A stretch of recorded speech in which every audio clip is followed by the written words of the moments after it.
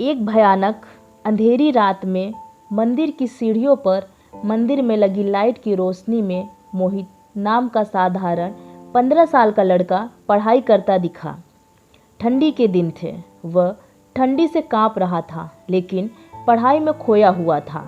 हफ्ते में 2 दिन मैं उस रास्ते से होकर गुजरता था। दिन में वह कभी नज़र नहीं आता था। मुझे उसके बारे में जानने की काफ़ी जिज्ञासा होती थी।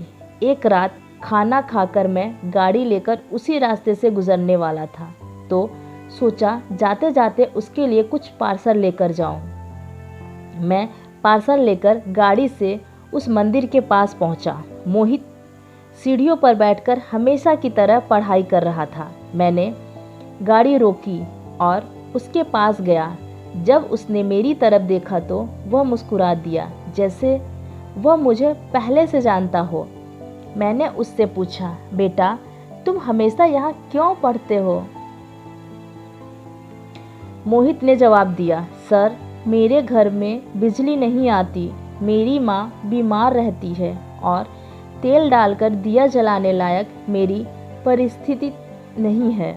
बस इसलिए मैं यहाँ आकर पढ़ता हूँ। तुम मुझे देखकर मुस्कुराए क्यों? मैंने पूछा। क्योंकि आप भगवान हैं, वह बोला। ऐसा नहीं है, मैंने कहा। नहीं, आप भगवान ही हैं, मोहित ने दृढ़ता से कहा।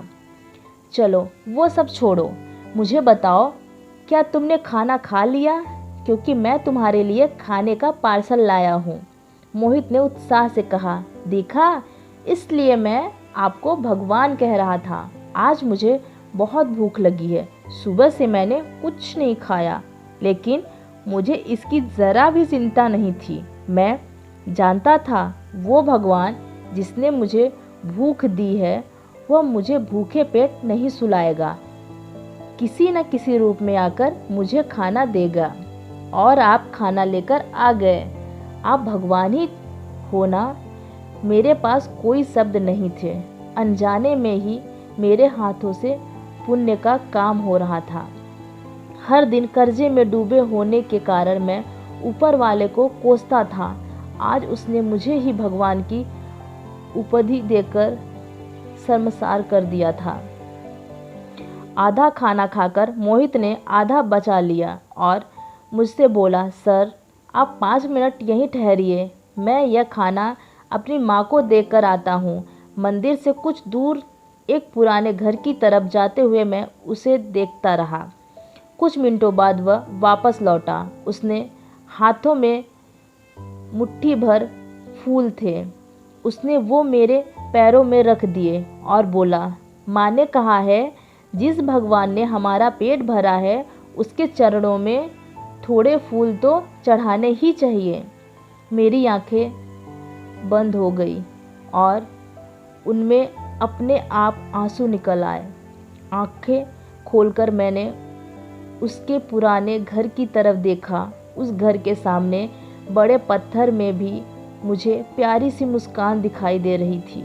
मोहित की आंखों में मुझे साक्षात भगवान दिखाई दे रहा था।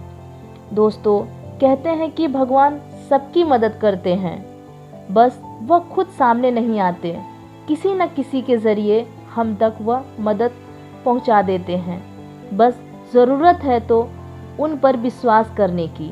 दोस्तों, कहानी पसंद आई हो तो लाइक करें, अपने दोस्तों से शेयर करना ना भूलें और रोज़ाना ऐसे ही कहानियों के लिए चैनल को सब्सक्राइब करना ना भूलें। धन्यवाद।